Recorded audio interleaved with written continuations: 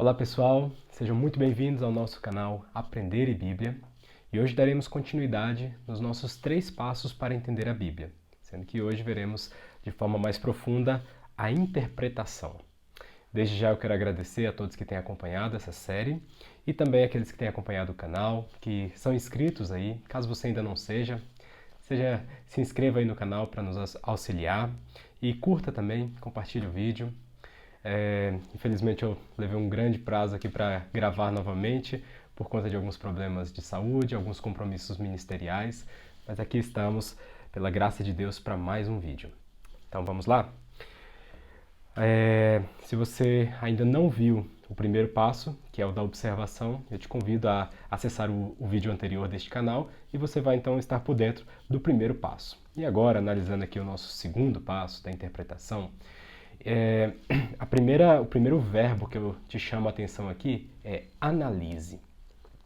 Quando nós separamos o texto específico e fazemos todo o processo da observação, o processo da interpretação é nós pegarmos aqueles dados e então vermos o que significam aqueles dados. É por isso que eu trago aqui a imagem desse microscópio, que é quando a pessoa, quando o cientista, o médico ou quem trabalha com esse instrumento, ele pega os dados, ele pega as amostras e então ele checa ali no seu microscópio e então ele vai entender, através da análise, o que significam aquelas coisas. Esse é o mesmo mecanismo que nós faremos aqui na parte da interpretação. Você pegou os dados da primeira parte, que é a observação, são dados ali, vamos dizer que são dados crus, que você ainda não se aprofundou na interpretação deles. Então agora você traz e analisa eles. E qual é a forma que a gente analisa, então? Primeira forma é nós vermos o significado das palavras ou das ideias-chave nesse texto. E aqui nós temos essas 3 perguntinhas que te auxiliam demais. A primeira delas é: qual é o significado natural? Ou seja, qual que é a fluidez e naturalidade daquele texto? Existe ao longo da história da interpretação bíblica pessoas que lá no passado elas começaram a interpretar de forma mais alegórica a Bíblia. E isso causou alguns problemas, porque quando você vai para a alegoria, você tem dificuldades de estabelecer critérios, parâmetros, até onde que vai a sua imaginação alegorizando as passagens. Em um outro vídeo nós podemos falar sobre essas escolas de interpretação. Mas a outra escola daquela época também, eles diziam o seguinte: não, nós temos que ir pelo significado natural, pelo significado mais literal daquela passagem, de acordo com o gênero que aquela passagem nos conduz para a interpretação. Lembra? Nós falamos sobre gênero no último vídeo. A segunda pergunta, então, é: qual é o significado original? Uma vez que você entende qual é o significado natural, ou seja, você lê uma passagem e se pergunta, isso num sentido bem simples, qual é o significado mais simples que isso pode ter? A segunda parte é: qual é o significado original? O que foi provavelmente entendido pelos destinatários, pelos primeiros leitores dessa passagem. Eu coloco aqui um asterisco porque aqui, junto com outras partes do nosso estudo, é a parte que provavelmente você precisará de recursos bibliográficos, um comentário bíblico, uma chave bíblica, onde ele vai colocar os termos parecidos juntos ali para você, ou seja, você vai conseguir ver onde se fala Rio Jordão em toda a Bíblia. Ali ele vai traçar todos os versículos que tratam do Rio Jordão. Onde que se fala sobre manjedoura na Bíblia. E ali, na chave bíblica, ele vai colocar isso. Ou quem sabe, apenas uma Bíblia de estudo já será de grande ajuda para você. Porque ele traz ali no rodapé das páginas, normalmente ele traz informações que não conseguiríamos obter somente aqui no texto bíblico. Então, entenda qual é o significado original, o que provavelmente foi entendido pelos primeiros destinatários. E por fim, qual é o significado coerente com a Bíblia toda? Qual é o papel daquela passagem, daqueles versículos selecionados no todo das Escrituras? Isso daqui é muito importante, pois depois, na época da Reforma Protestante, os nossos irmãos do passado, eles estabeleceram o princípio de que a Bíblia interpreta a Bíblia. Então é esse o processo que nós fazemos quando nós pegamos aquele texto interpretamos ele no seu significado natural, buscamos entender qual foi o significado original ali para as pessoas que receberam esse texto, e então nós colocamos ele no todo da Bíblia, para ver como que aquela passagem se encaixa com toda a revelação de Deus. Mas vamos para o exemplo aqui que sempre facilita, e eu vou continuar usando o exemplo do Salmo 1, para que a gente pegue desde a observação, passe pela interpretação, e o próximo vídeo será a aplicação, utilizando o mesmo texto para ter uma continuidade. Lembra que nós já fizemos aqui toda a observação em cima desse salmo. Então, nesse momento, vamos responder essas 3 perguntas: significado natural, original e coerente. O natural e o original, eles tendem a estar sempre próximos, a serem sempre o mesmo. Por quê? Porque uma vez que, por exemplo, nesse salmo aqui, ele está dizendo para nós, os justos e os ímpios, claramente está falando de um estilo de vida. O estilo de vida dos ímpios, o estilo de vida dos justos. Ou seja, esse é o significado natural e com toda certeza também é o significado original. É o que as pessoas entenderam ali quando elas receberam esse salmo, quando elas liam esse salmo primeiro quando foi escrito. Um segundo significado natural e também original é o resultado da alegria, que é a alegria ou a miséria. A alegria de servir a Deus, a miséria de estar longe de Deus, de ser afastado de Deus. Isso a gente pode ver que é o fim aqui da vida do homem justo, tudo quanto ele faz será bem sucedido, e o fim da vida do homem ímpio, que é o caminho dos ímpios perecerá. Então esses são as duas respostas para as 2 primeiras perguntas, significado natural e original. A terceira pergunta é, qual é o significado coerente? E aqui demanda que você faça teologia. Aqui você precisa ter aquele conhecimento mais amplo da palavra, que é o quê? Você situar esse salmo no todo da Bíblia. E olha o que eu encontrei aqui. Por exemplo, nós podemos ver aqui o conflito que desde Gênesis acontece e vai até Apocalipse, capítulo 20, antes ali dos novos céus e nova terra, que é o conflito dos filhos de Deus com os filhos da serpente. Não é isso que o salmo mostra para nós? Mostra também para nós a santa ira e a justiça de Deus. A ira de Deus contra o pecado, pois diz aqui que ele julga os ímpios. Eles não prevalecerão no juízo, ou seja, eles não permanecerão no juízo, eles serão julgados por Deus. Quando Deus os julgar, não sobrará nada dos ímpios. Então a gente vê, e é um assunto também presente em toda a Escritura, a ira de Deus, a justiça de Deus sendo executada, pois ele é santo, pois ele é puro, e ele exige que nós sejamos julgados pelos nossos pecados. E é aí que entra o Evangelho, Cristo Jesus, nosso Senhor, morrendo por nós. Mas iremos tratar disso na hora da aplicação. Então, precisamos fazer isso, situar o texto no contexto geral das Escrituras. Dando seguimento, nós precisamos agora investigar. E aqui a imagem que eu trouxe de lado é aquela ideia daqueles detetives que colocam as imagens e vão fazendo relações e apontam para outro suspeito e assim vai. Nós temos que fazer isso com o texto que nós selecionamos. Nós temos que investigar qual que é a relação das ideias com o todo daquele texto. Aqui o subtópico que eu coloco é: havendo mais de uma ideia, como elas se conectam? Quase sempre, todas as seções, os textos que nós vamos selecionar, eles possuem mais de uma ideia. Dificilmente você vai encontrar um texto que tem apenas uma ideia. Normalmente isso acontece quando o texto é bem pequenininho. Mas quando é uma perícope, ali um assunto específico, delimitado, você vai ter uma ideia principal e as ideias que vão sustentando aquela ideia principal. Então, faça essa relação. Qual é a ideia principal? Como que essas outras ideias correlacionam e dão fundamentação para essa ideia principal? Observe também os termos diferentes. Existem figuras de linguagem nessa passagem que você está lendo? Existem palavras em desuso atualmente? A Bíblia ela é repleta de palavras que pertencem a um linguajar mais cristianizado. Por exemplo, justificação. Você não ouve por aí essa palavra no seu dia a dia, mas é uma palavra muito importante para a nossa fé. Outras palavras que são antigas. Eu me lembro quando eu era criança, eu tinha uma Bíblia e eu lia um determinado texto que falava sobre e chamava a pessoa de mancebo. Como eu demorei a entender o que era um mancebo? Então era uma palavra em desuso, mas estava ali na minha Bíblia e eu não entendia. Então, dessa mesma maneira, se a sua versão escolhida é uma versão mais antiga, você vai ter um trabalho um pouco maior de trazer para a atualidade o significado das palavras. Não estou falando de mudança de palavra, coisa de forma alguma.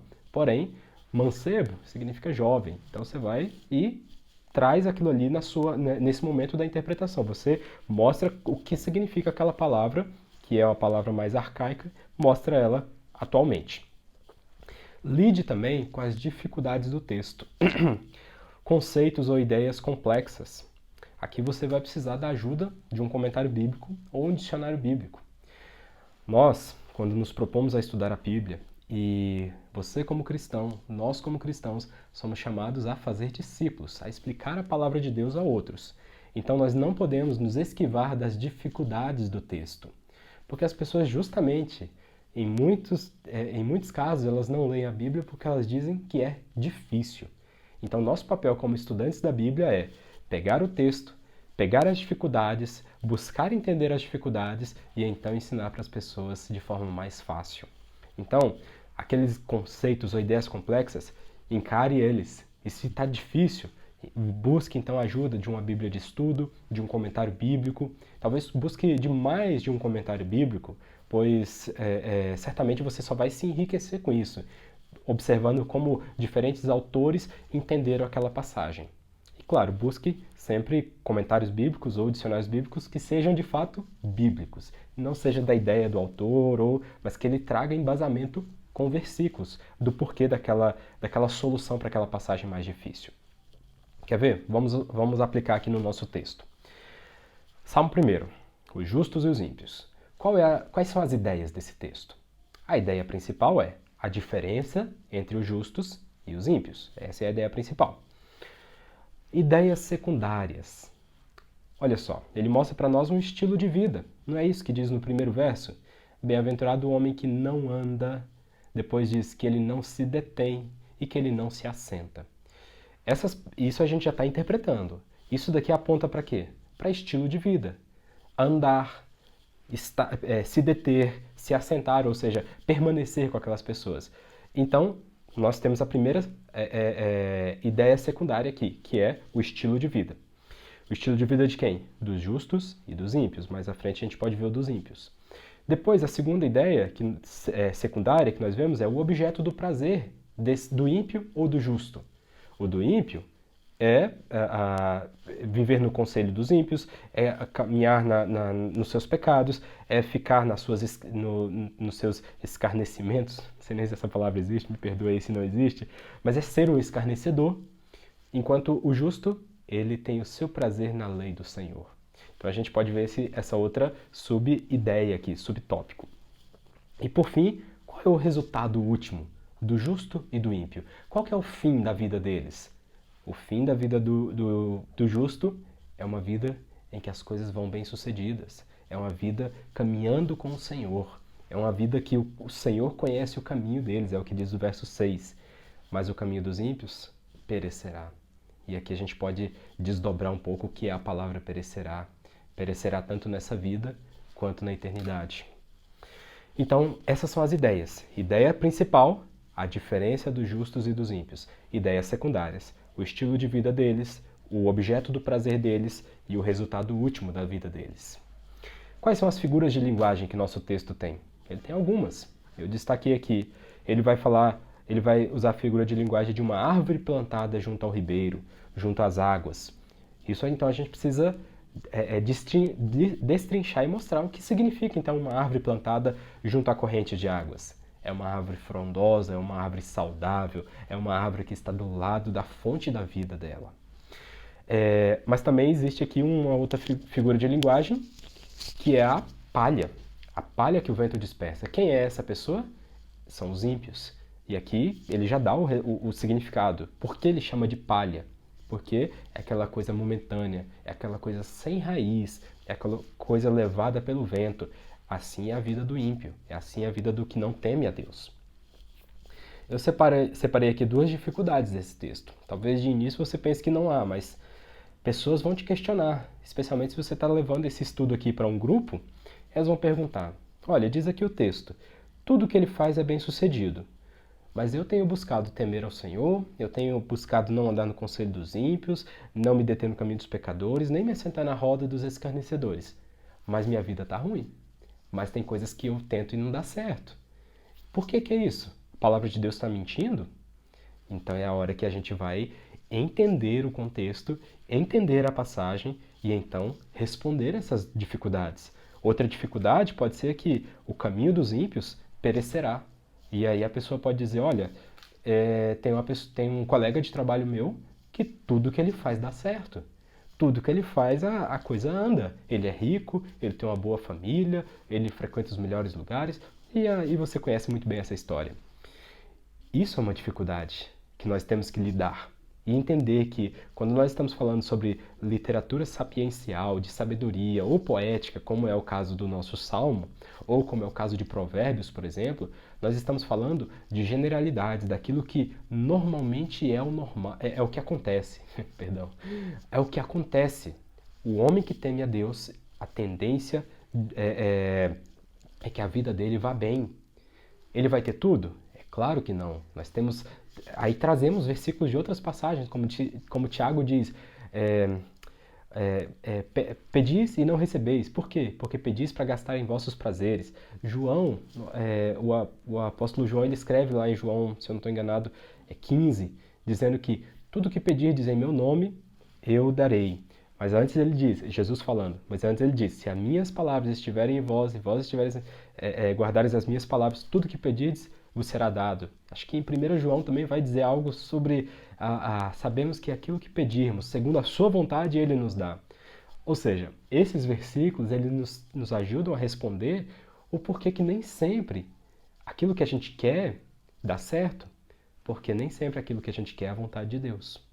Então, da mesma maneira, o caminho dos ímpios perecerá e a pessoa falar, olha, eu não estou vendo, porque eu vejo que os meus colegas de trabalho, de escola ou vizinhos que são ímpios, eles prosperam.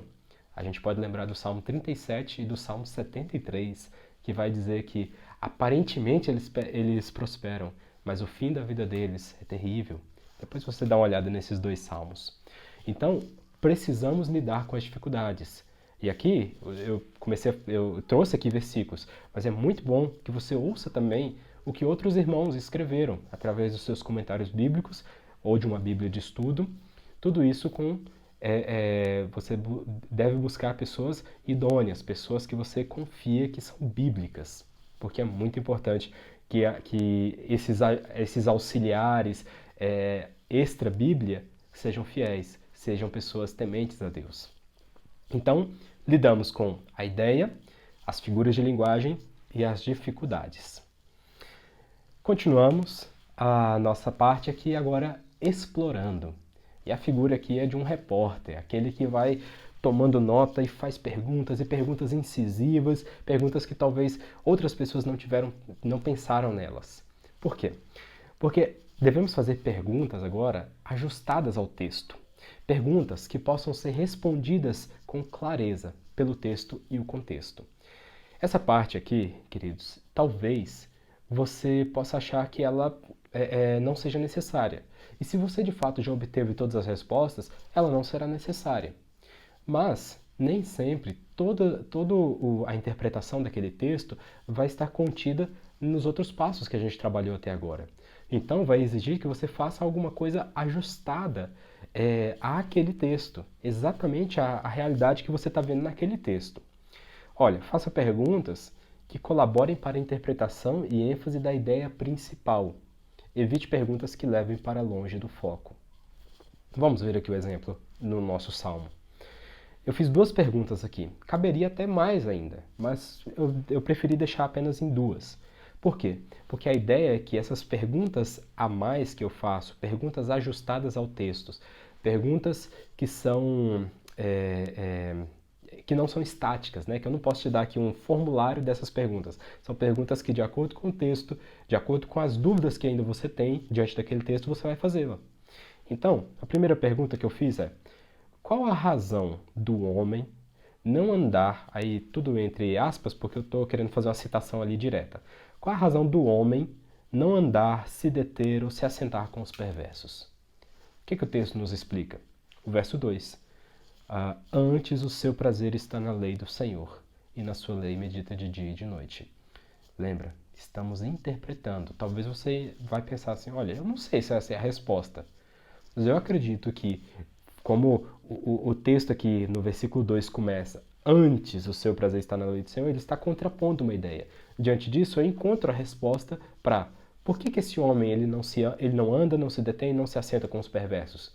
Porque a sua alegria está na lei do Senhor. Porque o seu coração está satisfeito em Deus. Por isso ele não precisa andar com os pecadores, ele não precisa se assentar com os escarnecedores. Lembrando, andar com os pecadores aqui não é que essa pessoa ele não tem colegas de trabalho que são pecadores, que são ímpios, de forma alguma. Se fosse dessa maneira, nós deveríamos viver enclausurados, né? Deveríamos fechar nossas portas e viver dentro de casa só entre os cristãos. Mas não é esse o estilo de andar que o texto nos diz. Lembre-se de todo o processo aqui. Se trata daquele andar que você se conforma a eles, você concorda com as práticas deles. Então, essa é a minha resposta para a minha pergunta 1. E a pergunta 2 que eu faço é: qual é a principal característica dos ímpios? O texto aqui ele não dá muitas características, mas pensando nesse texto, qual é a principal característica? Verso 4. Os ímpios não são assim. Só daqui a gente já poderia destacar várias coisas em oposição ao que falou do justo, que ele é uma árvore plantada à corrente de águas e tudo mais. Mas a resposta que eu encontro é que os ímpios, a característica principal dos ímpios é eles são inconstantes, eles são vacilantes, porque diz o texto, eles são como a palha que o vento dispersa. Então, esses são os exemplos de duas perguntas que eu fiz amoldadas ao texto. Perceba que eu poderia fazer outras perguntas, mas talvez elas me levariam para longe da ideia principal, que é o contraste dos justos e dos ímpios. Então você tem que ter esse cuidado, para não deixar aí a sua mente ir imaginando perguntas, e aí quando você vê, as perguntas estão longe da ideia principal, elas não estão construindo para essa interpretação. Posto isso, nós precisamos então registrar o que a gente fez até aqui. E aqui eu escrevo: reúna o resultado do trabalho interpretativo. Mostre a mensagem central do relato. E aqui fica um detalhe muito importante. Não busque pelo que nunca antes foi visto. Isso daqui eu aprendi com meu professor de hermenêutica na época de seminário. Que ele dizia assim, que quando ele ouvia algum pregador, né, dizendo: olha, o que eu vou dizer nesta noite, vocês nunca ouviram antes na sua vida. Ele já dizia, olha, cuidado que aí vem a heresia. Por que isso, meus irmãos? Porque às vezes a gente tem essa tendência de querer imaginar que vamos descobrir a roda. E então o que a gente conseguiu interpretar aqui da nossa leitura e devocional é algo que ninguém nunca antes pensou na vida. Se esse é o caminho que você está entendendo, a chance de você estar interpretando errado a Bíblia é muito grande. Porque nós temos que ser humildes quando nós vamos interpretar a palavra de Deus. Humildes, claro, primeiramente porque estamos lendo a palavra do Deus Todo-Poderoso, mas em segundo lugar, que nós somos apenas uma pessoa, uma geração, em pelo menos 2000 anos de história cristã. Então, pensar que o que eu vou interpretar é algo que ninguém, nenhum outro irmão ou irmã ao longo desses 2000 anos interpretou, é no mínimo uma arrogância do meu coração. Por isso, muito cuidado. Não busque aquele nunca antes visto. Sempre busque aquilo que está respaldado na boa ortodoxia cristã. E com isso não estou dizendo que é para você pegar uma cartilha denominacional e falar, opa, se não está na minha cartilha eu não vou aceitar. Não, não é isso. Porque nós temos que ser primeiramente fiéis à Bíblia, antes até mesmo do que as nossas denominações. A palavra de Deus vem em primeiro lugar nos nossos corações. Porém, nós temos que considerar o que irmãos e irmãs do passado fizeram por nós. As grandes confissões de fé, os grandes catecismos que nos ajudam a interpretar passagens. Então, lembre-se disso. Aquilo que você interpretar, procure comparar com a história da igreja, Procure comparar com o que é comum, o que é ortodoxo, o que é concordado pela maioria das pessoas bíblicas que você conhece. Segunda parte aqui, sobre registrar a interpretação, apresente ela como um esboço. A mensagem central, mensagens secundárias, informações complementares. Eu deixo aqui essa questão do esboço já te dando aqui um gostinho para preparar um sermão, quem sabe? Preparar uma pregação ou um estudo em cima daquilo que você está fazendo. Então, no momento que você registra dessa forma sistematizada, já está aqui meio caminho andado para você construir a sua pregação ou o seu estudo para você levar ali para um pequeno grupo. Olha a aplicação aqui no nosso texto. Salmo 1. Os justos e os ímpios. Eu faço aqui uma breve introdução. O contraste entre a vida do servo do Senhor para o descrente é o foco do Salmo 1. Colocado como o primeiro salmo, ele nos apresenta uma espécie de índice do conteúdo desse belíssimo livro bíblico, além de fornecer a fundação da verdadeira piedade, ter o nosso prazer na lei do Senhor. Essa é a minha introdução. Esboço. Ideia principal. Aí eu coloquei aqui em vermelho, tema, que é pensando num sermão já, pensando numa aula de homilética. Ideia principal. O contraste da vida do justo e do ímpio. Esse é meu tema. Ideias secundárias, ou meus argumentos, qual é o estilo de vida do justo e do ímpio? Do verso 1 e verso 4 responde isso. Qual é a fonte de prazer ou alegria do justo e do ímpio? Verso 2 e verso 4 respondem isso. E qual é o desfecho de sua vida do justo e do ímpio? Verso 3, verso 5 e verso 6 respondem isso pra gente. Chegando então ao nosso resumo, vamos ver o que então nós fizemos aqui nesse dia. Primeira coisa, interprete. Interprete o quê? O significado natural do texto, o significado original do texto e o significado coerente com o todo desse texto. Interprete as conexões das ideias no texto, relacionamento e correlação. Assim como a gente fez aqui, voltando uma página, minhas ideias secundárias, o estilo de vida, a fonte de prazer e o desfecho de vida, eu relaciono elas com o principal e eu relaciono elas com elas também. Isso é um trabalho interpretativo e que enriquece muito no momento tanto do seu estudo quanto de passar esse estudo adiante. Segundo, elabore as ideias, o esboço das ideias do seu texto. Então, coloque elas de forma sistematizada, organize a sua interpretação, de maneira que você possa mostrar para outro ou mesmo pregar para outra pessoa. E use, e aqui eu coloquei por último porque use de acordo com a necessidade.